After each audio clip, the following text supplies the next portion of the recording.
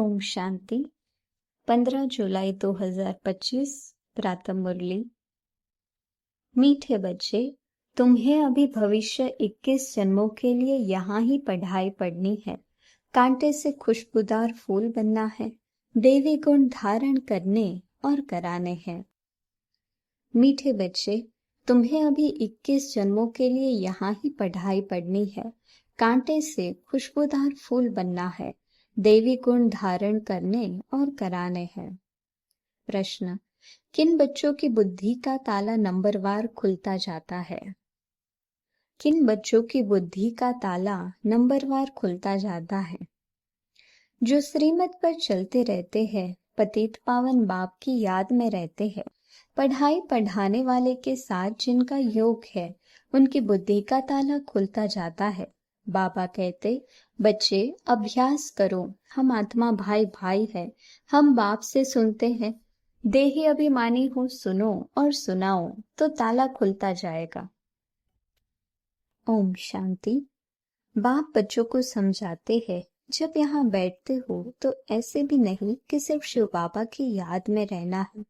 वह हो जाए कि सिर्फ शांति, फिर सुख भी चाहिए।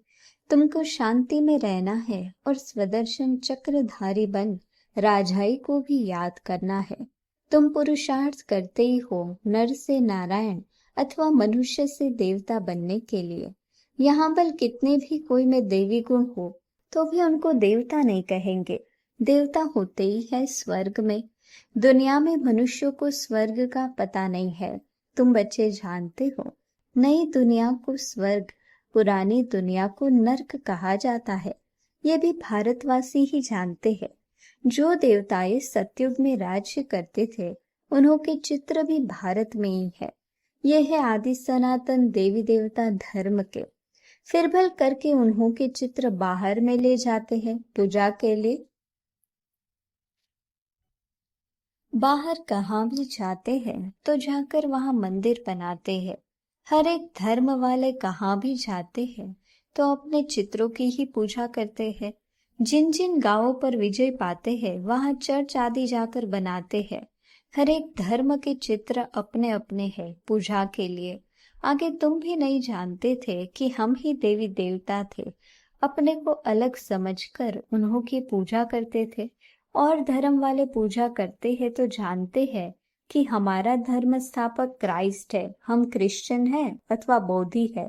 ये हिंदू लोग अपने धर्म को न जानने कारण अपने को हिंदू कह देते हैं और पूजते हैं देवताओं को। यह भी नहीं समझते कि हम आदि सनातन देवी देवता धर्म के हैं। हम अपने बड़ों को पूजते हैं। क्रिश्चियन एक क्राइस्ट को पूजते हैं। भारतवासियों को यह पता नहीं कि हमारा धर्म कौन सा है, वह किसने और कब स्थापन किया था। बाप कहते हैं, ये भारत का आदि सनातन देवी देवता धर्म जब प्राय लोप हो जाता है तब मैं आता हूँ फिर से स्थापन करने। ये ज्ञान अभी तुम बच्चों की बुद्धि में है। पहले कुछ भी नहीं जानते थे, बिगर समझे भक्ति मार्ग में चित्रों की पूजा करते रहते थे। अभी तुम जानते हो हम भक्ति मार्ग में नहीं है। अभी तुम ब्राह्मण कुल भूषण और शूद्र कुल वालों में रात दिन का फर्क है। वह भी इस समय तुम समझते हो, सतयुग में नहीं समझेंगे। इस समय ही तुमको समझ मिलती है। बाप आत्माओं को समझ देते हैं। पुरानी दुनिया और नई दुनिया का तुम ब्राह्मणों को ही पता है। पुरानी दुनिया में ढेर मनुष्य है। यहाँ तो मनुष्य कितना लड़ते झगड़ते हैं। ये है ही कांटों का जंगल। तुम जानते हो हम भी कांटे थे, अभी बाबा हमको फूल बना रहे हैं। कांटे इन खुशबूदार फूलों को नमन करते हैं। ये राज अभी तुमने जाना है। हम सो देवता थे जो फिर आकर अब खुशबूदार फूल यानी कि ब्राह्मण बने हैं। बाप ने समझाया है ये ड्रामा है। आगे ये ड्रामा बाइस्कोप आदि नहीं थे, ये भी अभी बने हैं। क्यों बने हैं? क्योंकि बाप को दृष्टांत देने में सहज हो, बच्चे भी समझ सकते हैं। ये साइंस भी तो तुम बच्चों को सीखनी है ना। बुद्धि में ये सब साइंस के संस्कार ले जाएंगे जो फिर वहां काम में आएंगे। दुनिया कोई एकदम तो खत्म नहीं हो जाती। संस्कार ले जाकर फिर जन्म लेते हैं, विमान आदि भी बनाते हैं। जो जो काम की चीजें वहां के लायक है वह बनती है। स्टीमर बनाने वाले भी होते हैं, परंतु स्टीमर तो वहां काम में नहीं आएंगे। भले कोई ज्ञान लेवे या न लेवे, परंतु उनके संस्कार काम में नहीं आएंगे। वहां स्टीमर्स आदि की दरकार ही नहीं, ड्रामा में है नहीं। हाँ, विमानों की, बिजलियों आदि की दरकार पड़ेगी। वह इन्वेंशन निकालते रहते हैं, वहां से बच्चे सीख कर आते हैं। ये सब बातें तुम बच्चों की बुद्धि में ही है। तुम जानते हो, हम पढ़ते ही हैं नई दुनिया के लिए। बाबा हमको भविष्य 21 जन्मों के लिए पढ़ाते हैं। हम स्वर्गवासी बनने के लिए पवित्र बन रहे हैं। पहले नरकवासी थे। मनुष्य कहते भी है फलाना स्वर्गवासी हुआ, परंतु हम नरक में है यह नहीं समझते। बुद्धि का ताला नहीं खुलता। तुम बच्चों का अब धीरे धीरे ताला खुलता जाता है। नंबर वार तारा उनका खुलेगा जो श्रीमत पर चलने लग पड़ेंगे और पतित पावन बाप को याद करेंगे। बाप ज्ञान भी देते हैं और याद भी सिखलाते हैं। टीचर है ना, तो टीचर जरूर पढ़ाएंगे। जितना टीचर और पढ़ाई से योग होगा उतना ऊंच पद पाएंगे। उस पढ़ाई में तो योग रहता ही है। जानते हैं बैरिस्टर पढ़ाते हैं, यहाँ बाप पढ़ाते हैं, यह भी भूल जाते हैं। क्योंकि नई बात है ना, देह को याद करना तो बहुत सहज है। घड़ी घड़ी देह याद आ जाती है। हम आत्मा है ये भूल जाते हैं। हम आत्माओं को बाप समझाते हैं। हम आत्माएं भाई भाई है। बाप को जानते हैं, हम परमात्मा है। आत्माओं को सिखलाते हैं कि अपने को आत्मा समझ और आत्माओं को बैठ सिखलाओ। ये आत्मा कानों से सुनती है। सुनाने वाला है परमपिता परमात्मा। उनको सुप्रीम आत्मा कहेंगे। तुम जब किसको समझाते हो तो ये बुद्धि में आना चाहिए कि हमारी आत्मा में ज्ञान है। आत्मा को ये सुनाता हूँ। हमने बाबा से जो सुना है वह आत्माओं को सुनाता हूँ। यह है बिल्कुल नई बात। तुम दूसरे को जब पढ़ाते हो तो देही अभिमानी होकर नहीं पढ़ाते हो, भूल जाते हो। मंजिल है ना, बुद्धि में ये याद रहना चाहिए, मैं आत्मा अविनाशी हूँ। मैं आत्मा इन कर्मेंद्रियों द्वारा पाठ बजा रही हूँ। तुम आत्मा शूद्र कुल में थी, अभी ब्राह्मण कुल में हो, फिर देवता कुल में जाएंगे, वहां शरीर भी पवित्र मिलेगा। हम आत्माएं भाई भाई है।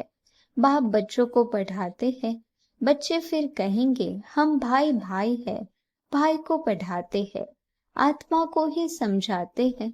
आत्मा शरीर द्वारा सुनती है। ये बड़ी महीन बातें है, स्मृति में नहीं आती है। आधा कल्प तुम देह अभिमान में रहे, इस समय तुमको देही अभिमानी हो रहना है। अपने को आत्मा निश्चय करना है। आत्मा निश्चय कर बैठो, आत्मा निश्चय कर सुनो। परमपिता परमात्मा ही सुनाते हैं। तब तो कहते हैं ना, आत्मा परमात्मा अलग रहे बहुकाल। वहां तो नहीं पढ़ाता हूँ, यहाँ ही आकर पढ़ाता हूँ। और सभी आत्माओं को अपना अपना शरीर है। ये बाप तो है सुप्रीम आत्मा, उनको शरीर है नहीं। उनकी आत्मा का ही नाम है शिव। जानते हो ये शरीर हमारा नहीं है। मैं सुप्रीम आत्मा हूँ, मेरी महिमा अलग है। हर एक की महिमा अपनी अपनी है ना, गायन भी है ना। परम पिता परमात्मा ब्रह्मा द्वारा स्थापना करते हैं। वह ज्ञान का सागर मनुष्य सृष्टि का बीज रूप है। वह रात है, वह सत है, चैतन्य है, आनंद सुख शांति का सागर है। ये है बाप की महिमा। बच्चे को बाप की प्रॉपर्टी का मालूम रहता है। हमारे बाप के पास ये कारखाना है, ये मिल है, नशा रहता है ना, बच्चा ही उस प्रॉपर्टी का मालिक बनता है। यह प्रॉपर्टी तो एक ही बार मिलती है। बाप के पास क्या प्रॉपर्टी है वह सुना। तुम आत्माएं तो अमर हो, कभी मृत्यु को नहीं पाते हो, प्रेम के सागर भी बनते हो। ये लक्ष्मी नारायण प्रेम के सागर है, कभी लड़ते झगड़ते नहीं।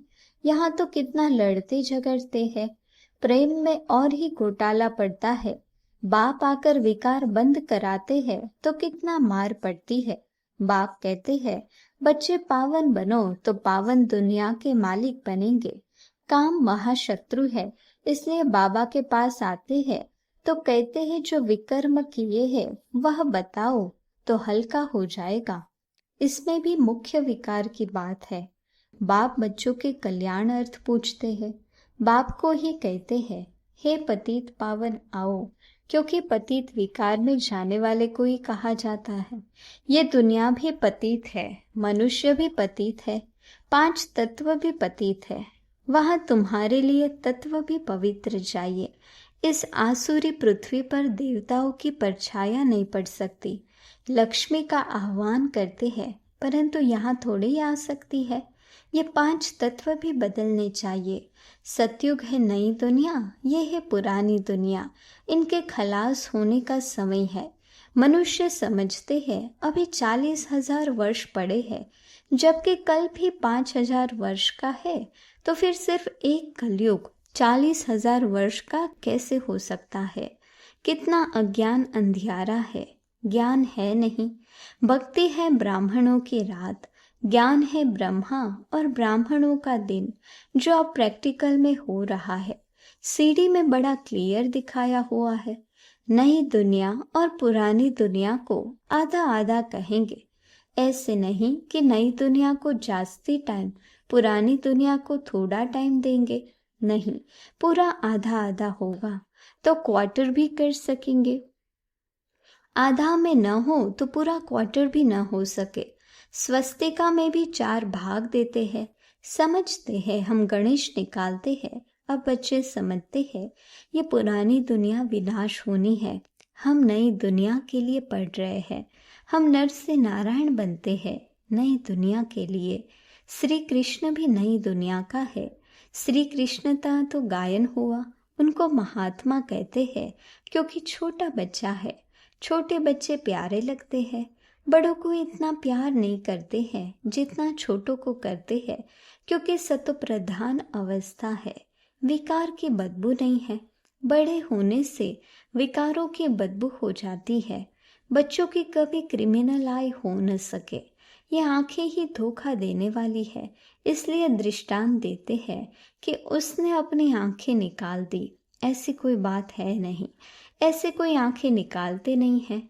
ये इस समय बाबा ज्ञान की बातें समझाते हैं। तुमको तो अभी ज्ञान की तीसरी आंख मिली है। आत्मा को स्पिरिचुअल नॉलेज मिली है। आत्मा में ही ज्ञान है। बाप कहते हैं मुझे ज्ञान है। आत्मा को निर्लेप नहीं कह सकते।